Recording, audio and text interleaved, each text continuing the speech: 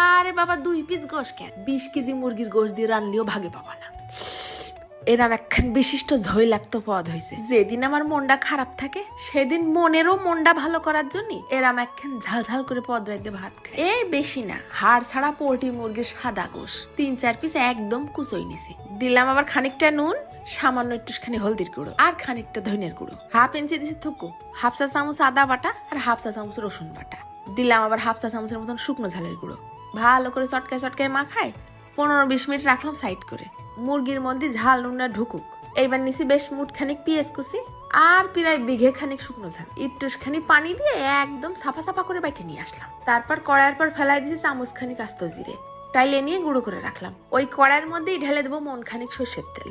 তার মধ্যে ফার্স্টে আগে মুরগিটা ঢেলে দিয়ে একদম ভাজা ভাজা করে নেব। দেখো না, সর্ষের তেল তো না, মনে হচ্ছে কড়াইয়ের মধ্যে হুইল পাউডার দিয়ে কাপড় গুলাইছি। উঠোই উঠোই দেখতে হবে মুরগির গায়ে ভাজা ভাজা লাল রং হয়েছে কি।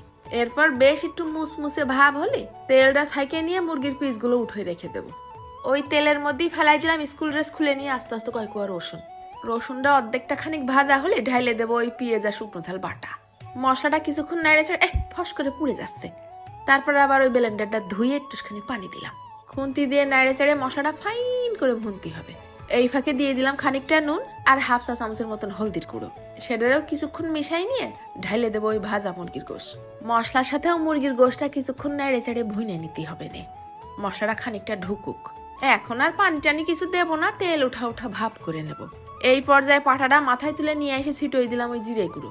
এরপর সব একসাথে নেড়ে চেড়ে মিশাই নিয়ে একদম শেষ পর্যায়ে ছিটোই দেবো 2 পিস লেবু চিপড়াই আর দিয়ে দিলাম খানিকটা ধনেপাতা কুচি। হয়ে গেছে রান্না। ঝালখোররা কনে আছে, ভাত নিয়ে এসে চুলোর পিঠে বসো। বেশি না, 1 চামচ তুলে দিবানে, খাইয়ে কান্তি কান্তি বাড়ি যায়নি। তো এই মুরগিটা কিন্তু শুধু সাদা ভাত না, রুটি পরোটা খিচুড়ি দিয়েও খাতে পারবানি। বাবা রে বাবা, কি যে ঝাল হইছে! ভাত মাখায় প্রথম এক গাল গালে দেওয়ার পর মনে হয়েছিল পুকুরের মধ্যে যে ঝাঁপ দেই। মন আবার নাকি ভালো হবে না। কি চিন্তা করবি তুই ঝাল ছাড়া? এক গাল গালে দিলি মনে হচ্ছে ডিনামাইট। এই শীতের মধ্যে গোসল করে এসে রোদে বসে খাচ্ছি এইরকম গরম ভাতের মধ্যে ঝাল ঝাল করে মুরগির ঝাল। ফাঁকে ফাঁকে দাঁতের তলে পড়তিছে মুরগির ভাজা ভাজা পিসগুলো। একদম স্বাদ মিটে যাবে। মন খারাপ হওয়া তো দূরে থাক, এইরকম করে 1 গামলা ভাত খাওয়ার পর বাপ দাদা 14 গোষ্ঠীর নাম ভুলে যাবে। লেবুর টক টক স্বাদ আসতেছে, ধনে পাতার ঘিরান বেরোচ্ছে আর লাস্টে জিরে ভেজে দিছি না, মানে স্মরণীয় হয়ে থাকার মতন এইরকম একটা স্বাদ। তো এইটা খাতে গেলে অল্প স্বল্প ভাত নিয়ে বসে না, এইরকম করে রানলি এমন কেউ নেই যে 2 গামলা ভাত না খায় হাত ধুয়ে উঠতে পারবে। তবে পরের দিনের রিভিউ কি হবে তার জানতে চাওয়ার চেষ্টা করো না। এইসব খাতে গেলে বুকের বাটা লাগে।